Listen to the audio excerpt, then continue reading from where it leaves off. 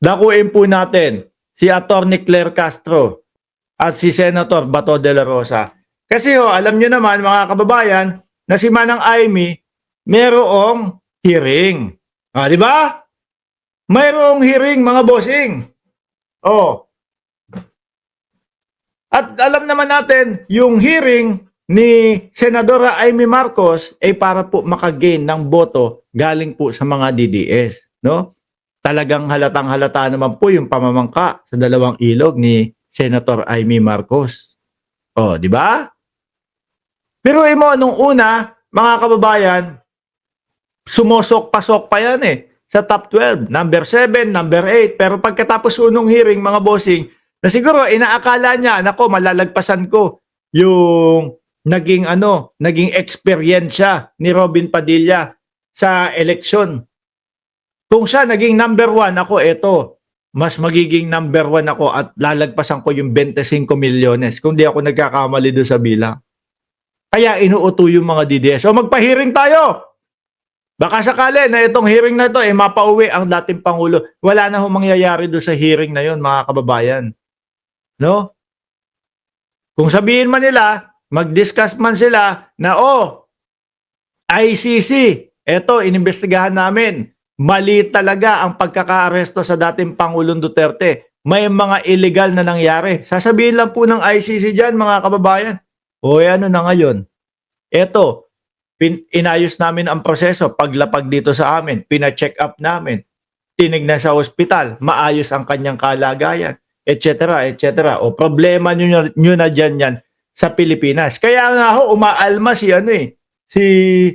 Panelo Bakit? Wala yan. Ayaw ng paniwalaan si Manang Aimee. Wala yan. No?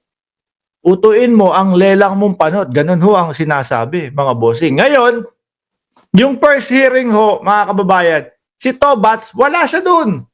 Absent siya dun, mga bossing. Ewan natin, kung parte pa yon nung panahon na siya ay nandun sa secret place.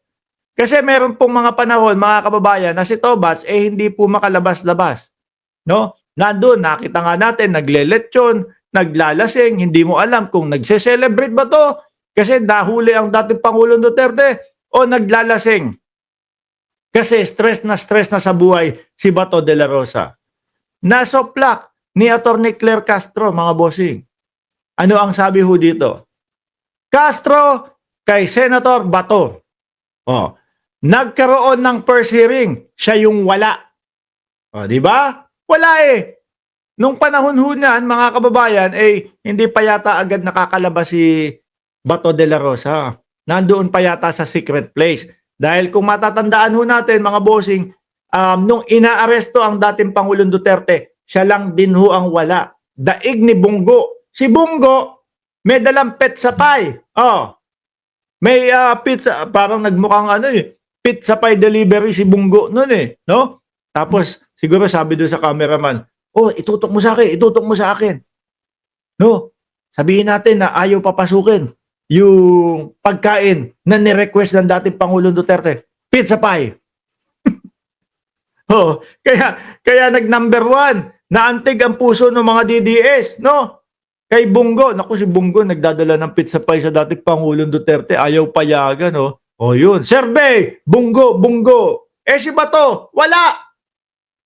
Di ba? Tawag kay Medialdea. Sir, may warrant to arrest talaga kami ng dating Pangulo at ako. Kayo muna bahala dyan may asikasuhin lang ako. Baka maihabol natin. At kung maihabol ito, baka hindi madala ang dating Pangulong Duterte. 12 oras yun, mga kababayan. 12 oras na arestuhan yun. 12 oras na pag-aantay yun. Simula nung binasahan ng Miranda rights ang dating Pangulong Duterte. Walang dumating na Bato de la Rosa para maihabol kung ano man yung inaayos niya. Ang nangyari, patay daw ang cellphone ni Bato. Sabi ni Bato, noong April 3, ito po ay pangalawang hearing, mga kababayan. No, yung nagkukwentuhan silang dalawa ni Manang Aimee. Sabi dito, I think we are on the verge of a constitutional crisis. No? If tuluyan nilang iisnabin ang ating hearing nakakalimutan mo, Bato de la Rosa, iniisdam mo din yung hearing doon sa Kongreso. Hindi mo pinupuntahan. At kung ano-anong mga alibay ang sinasabi mo. At totally, wala kang inatinan doon. Baka nakakalimutan mo lang. No? Iba na ang panahon ngayon at iba ang panahon nung 1980s. Kung 1980s, naiisip mo, naku, nakalimutan na ng taong bayan yun na hindi ako ma-attend doon sa mga hearing-hearing ko. Hindi. Ngayon, iba ngayon. No? 2025. Oh, nagkalat ang social media. May Facebook, may YouTube, may TikTok, at kung ano-ano pa. May Instagram, may X. Hindi yung X nyo May X na dati ay Twitter ho. Lahat to, mga kababayan, ay nagre-remind o nagbabalik tanaw sa mamamayang Pilipino kasi nakarecord ho lahat yung mga pangyayari bawat araw sa buhay natin ngayon. Ngayon, nababalik o naipaparating sa mamamayang Pilipino, oy, si Bato de la Rosa, nung siya naman ang pinapatawag dati, hindi naman pumunta din yan eh. Tapos ang lakas ng loob niya na magsabi na verge of constitutional crisis na ang Pilipinas. O, di ba? Di simula pa lang sa kanila. Tsaka sa dating Pangulong Duterte pa lang ho, mga kababayan, ganyan na ho sila. Di ba yung Parmali?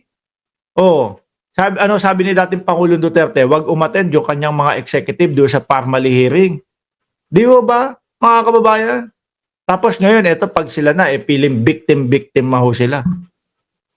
So, plak ni Atty. Claire Castro, hindi po ba niya natatandaan na nagkaroon na po ng first hearing? Si Bato ang wala. Siya po yata yung wala. Sana dumating siya, nagpakita siya, para po nakapagtanong siya ng maayos. Kasi ho, mga bossing, yung unang hearing, naitanong na ho lahat, nasagot na po lahat, mga kababayan. No? Umattend si Torre, umattend ho si Secretary Boying Remulla, si John Vic Remulla, lahat po nandun, mga kababayan. At yung pangalawang hearing, kung hindi naman po, Diyos ko tong mga to, kung hindi nyo naplagpasan po yung pangalawang hearing, mga kababayan, same lang po ang mga tinanong nila. Parehas na parehas lang po. Kumbaga, inulit lang po yung mga katanungan. Tsaka dagdag lang yung pagbabanta ni Bato doon sa may-ari ng eroplano. Ikaw, na may-ari ng eroplano, lagot ka. Lagot ka kay Donald Trump. May pananagutan ka kay Donald Trump. Bakit ho hindi sasabihin ni Bato de la Rosa yun? Kasi ho, mga kababayan, baka yung eroplano din na yun ang maghatid kay Bato de la Rosa papunta ho ng ICC. Di ba? Kaya ngayon, baka pag ako na iyahatin mo, lagot ka talaga kay Trump. Di ho ba, mga kababayan? Kaya wag mo silang payagan na magamit ulit yung eroplano mo para ihatid ako. Ano naman ho ang kinalaman ni Donald Trump sa usaping ito, mga bossing? Nagmumukha lang ho tayong engot. Meron pa silang mga kasama. Sumulat kay Donald Trump, sumulat kay Netanyahu, sumulat kay kay Vladimir Putin. Dalawa doon, wanted sa ICC. Yung isa, walang kinalaman sa ICC, si Trump. Ano yan? Parehas na parehas ho yan, mga bossing. Nung panahon ho na pagkaka-elect ni Donald Trump, sabi ng mga DDS, naku, lagot ka na, President Marcos. Kasi eto na si Donald Trump. Yari ka na kay Donald Trump. Sisisantihin ka na ni Donald Trump. Akalain niyo ho yun, mga bossing? Naupo lang si Donald Trump. Sabihin pa ni Trump sa inyo, uy, wag nyo kaming dinadamay, wag mo ko tinadamay dyan. Madaming problema ang Estados Unidos. Nagpapataw ako ng mga taripa sa iba't ibang bansa at ang Pilipinas nga, 17%. Di ba, mga kababayan? Panigurado ko, sisisihin na naman po ng DDS, si Pangulong Bongbong Marcos. Tingnan mo, may taripa na naman tayo sa US. Kasalanan to ni Bongbong Marcos. Saglit lang ho, mga DDS, karamihan po ng bansa, ganon. At pati po yung katabi nilang bansa na Canada. O mas malaki pa ho yung taripa na ipinatong sa kanila doon. Saka ano naman ang kinalaman ng Pangulong Bongbong Marcos diyan? Eh yun yung kagustuhan ng presidente ng Estados Unidos. Di ho ba?